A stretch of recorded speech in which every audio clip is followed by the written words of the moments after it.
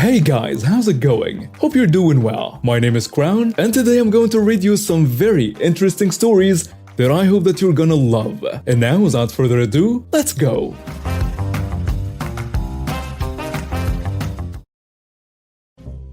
It all started with a former friend of mine named Gary, who is related to someone that got cancer. Now, don't get me wrong, cancer is a terrible thing and I sympathize with anyone going through it. But what happened next was nothing short of a nightmare. So Gary, being the self-appointed spokesperson for his family's member's illness, decided that the best way to show support was to get our entire friend group to shave their heads. Now, I'm all for showing solidarity, but this was a step too far. Gary got a few of our friends to agree, and he was so convinced that I'd join in that he brought his shaving kit to my apartment without even asking. Let me tell you, he was already unboxing that thing before I had a chance to say a word. I looked at him and said, "Gary, this shaving thing is not happening, man." But Gary, stubborn as ever, decided to make an example out of me. One fateful night, I was at a friend's party enjoying a few drinks and having a good time. I got so hammered that I was basically dead to the world. That's when Gary, the sneaky guy he is, seized the opportunity. He waited until I was passed out and completely vulnerable. Then he went ahead and started shaving my head. I was oblivious to what was happening until a friend of mine shook me awake. "What the heck is going on?" I mumbled, still half asleep. My friend pointed at Gary, who was laughing his butt off and holding a chunk of my hair like it was some sort of trophy. He hadn't just shaved my head, he had also taken off one of my eyebrows and left my hair in an irreparable mess. I was livid. So there was no turning back. The rest of my hair had to come off. I was left looking like a bald patchwork quilt thanks to Gary's little stunt. I decided that enough was enough and I pressed charges against him for assault. Little did I know there was more to the story than met the eye.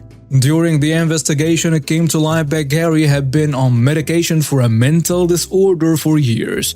What was even more concerning was that he had stopped taking his meds, which explained his erratic behavior. However, his tune quickly changed when the police arrested him, and he realized that what he had done clearly qualified as assault. But here is where things take a turn for the worse. Gary's family, especially his mother, decided to harass me relentlessly in an attempt to make me drop the charges. I mean, these people just couldn't accept that their precious Gary had done something so wrong. I was not about to back down, so not only did I refuse to drop the charges, but I also reported the harassment to the police. You'd think that would put an end to it, right? Well, not in my case. The harassment only escalated and it got worse, mainly because of Gary's mother, whom I could see where he got his charming personality from. She showed up at my apartment a couple of weeks after the shaving incident. And let me tell you, she wasn't there for a friendly chat. She started screaming at me saying, "You know nothing about what we're going through. It's just a little hair. It's not a big deal." I wasn't about to back down either. I retorted, "My hair is a big deal to me. And what Gary did was inexcusable." And that's when she lost it. I got slapped in the face, followed by a swift kick to the nuts, and then a few more kicks to my body after I went down. Lucky for me, I had a security camera watching the front door because my landlord wouldn't allow a Ring doorbell cam. One of my neighbors witnessed the whole ordeal and screamed at her that they were calling the police. Gary's mom, realizing she was about to get herself into serious trouble, ran off, leaving me battered and bruised. I had to go to the hospital with minor injuries, including bruises, a black eye, and a sore groin. It was a painful reminder that entitled people stop at nothing to get their way, even if it means resorting to violence. Gary's mother was eventually arrested and I filed a lawsuit against her for her brutal assault on me. I had to appear in court twice, once for her assault on me and again for the lawsuits I filed against her. It turned out that this woman had taken several self-defense classes over the years, which made the judge consider her a trained individual. She was sentenced to 6 months in jail, given 2 years of probation, and she was ordered to pay my medical bills. Of course, she cried in front of the judge, especially about the money, but he wasn't having any of it. She had the money to cover both court cases, but she still complained about paying anything to the man who she believed had ruined her and her son's lives. Now, around this time, I heard that Gary's relative with cancer had passed away. I didn't know any details, just that they had passed on. I admit that it was sad, but I never knew this person personally. It was clear that Gary had made their condition his hill to die on when he tried to make an example out of me.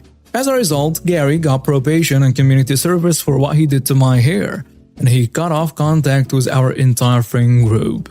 Eventually, he moved away, and to be honest, I didn't care where he went. As for my hair, well, it grew back just fine. It took nearly half a year to get it back to how it was, but I got there eventually. My boss had me stay out of the spotlight for a while, and I wore a hat everywhere I went for at least a month. But you know what? I took the $10,000 I got from the lawsuit and combined it with my savings to make a down payment on a house. So I've since moved into a much better place. I was 7 months pregnant when it all went down. I took a ride to the grocery store trying to gather all the items on my list. I was tired and hungry, and all I wanted was to make this trip as short as possible. Go home and get rest. As I was walking through the crowded parking lot, I spotted a car backing out of a spot up ahead.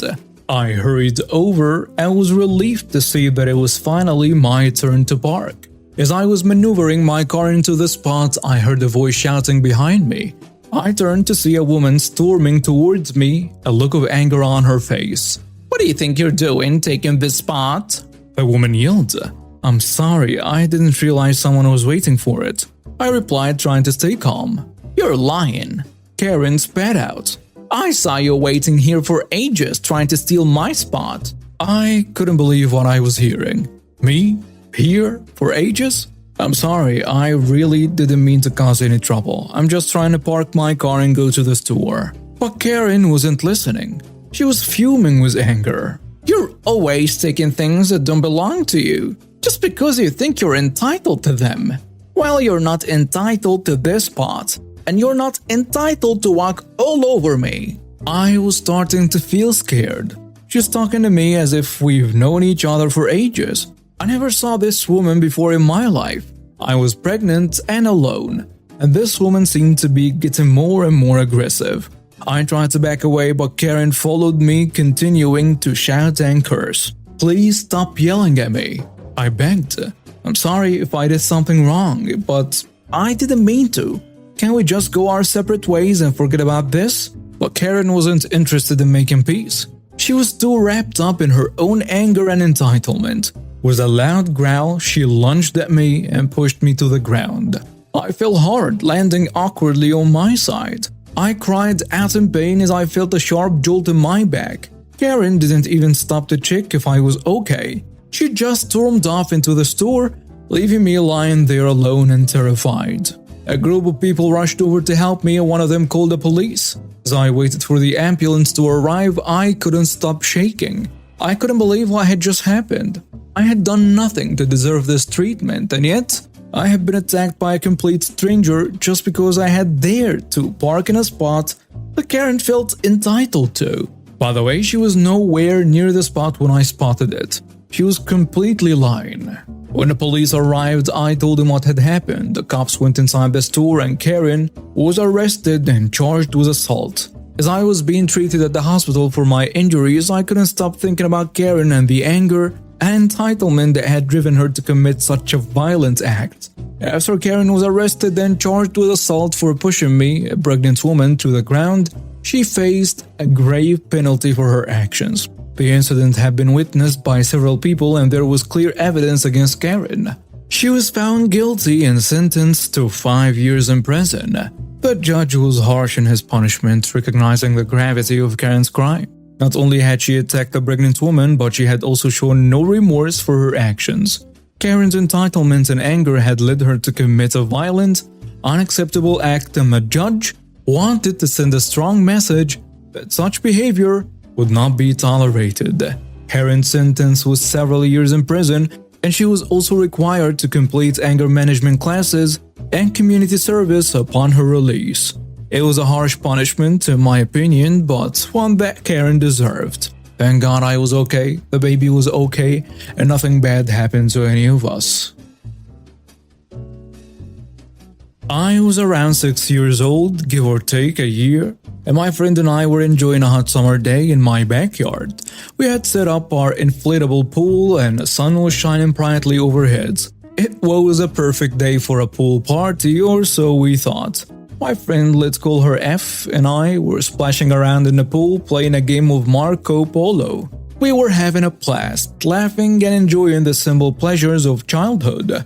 Little did we know that our day of fun was about to take an unexpected turn. Out of nowhere, a woman, who we would later come to know as the entitled person, stormed onto our property. At first, we didn't even notice her, but then she started yelling at us. "I can hear you from all the way across the field. If you don't quiet down, I'm going to call the police." My friend and I exchanged puzzled looks. We weren't being particularly loud, and besides, our property was enclosed and not easily visible from the so-called field, which was really just a large open space covered in grass. Feeling a bit defiant, I did something I now regret. I gave the entitled person the middle finger. I'm not sure why I did it, but it certainly didn't help the situation. In fact, it made things worse. The entitled person didn't take kindly to my gesture. She attempted to march over to our pool, seemingly intent on confronting us directly. However, she had to trudge through damp grass and mud to get to our backyard, and she couldn't reach us. Instead, she turned and ran off, crying like a baby.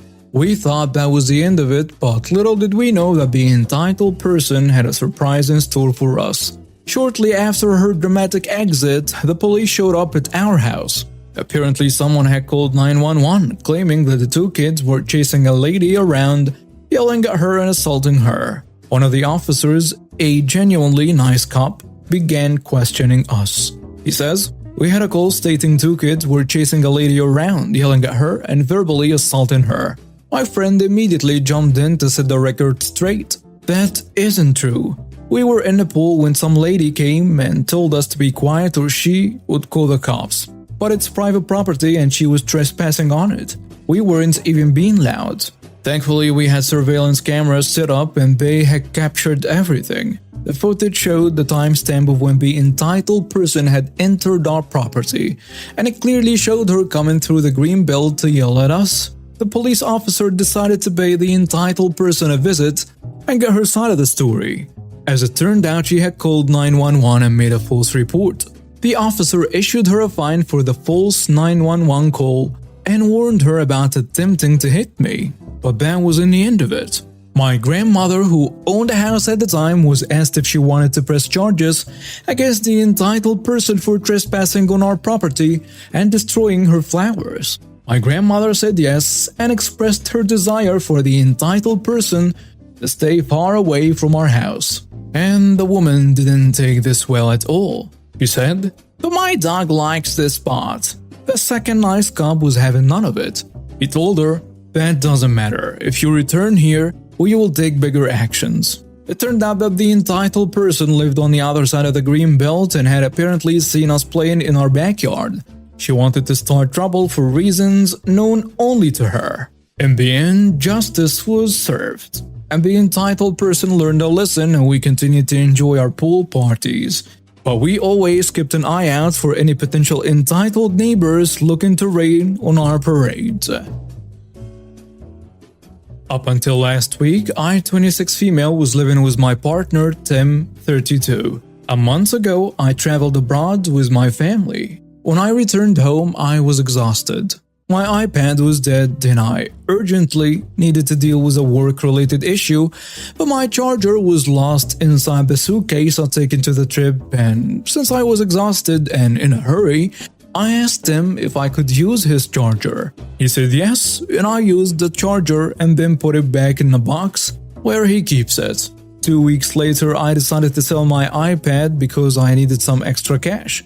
A week after that, I came home after buying groceries and found Tim very upset. He'd been looking for his iPad charger, he said, but he couldn't find it. I said I hadn't seen it since I bought it after my trip. He said he was sure I'd lost my charger during the trip and I'd taken his charger to sell it along with my iPad so that I could charge the buyer for the whole iPad charger bundle. I told him that it was awful of him to accuse me of stealing, but he insisted. I've been offered to go to the nearby Apple store to buy him a new charger so that he didn't have to look for the lost one anymore. He responded that he didn't want a new charger but the one he already had. And then he said, "You stole my charger from me in order to sell it, and now you have to confess and pay for what you have done." At that point, he was properly furious, red-faced, and yelling.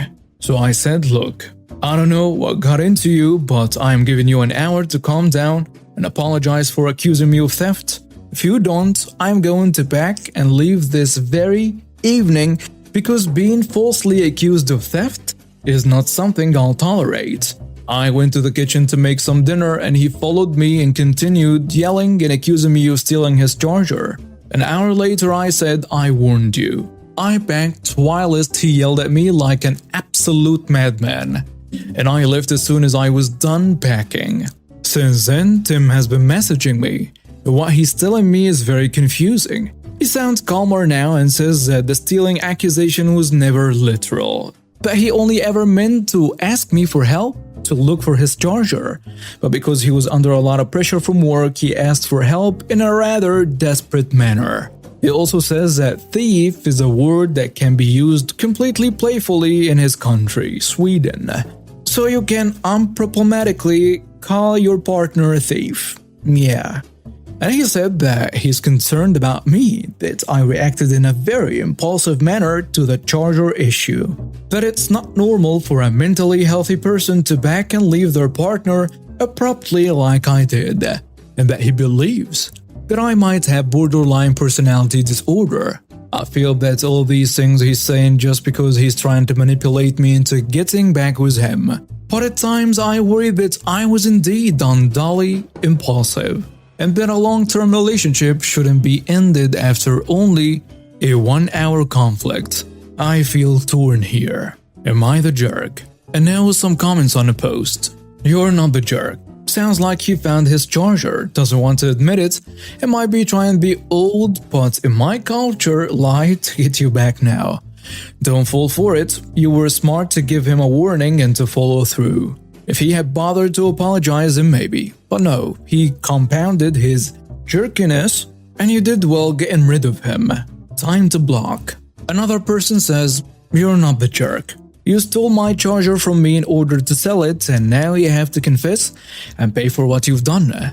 He also says that thief is a word that can be used completely playfully in his country, so you can unproblematically call your partner a thief. Well, he might be lying and trying to manipulate you. You dodged the bullet. A third commenter goes with, "Not the jerk. He literally said, and multiple times at that, you stole my charger and sold it. Honestly, you're better off without him." And now we have reached the end of today's stories. Thank you for watching and see you next time.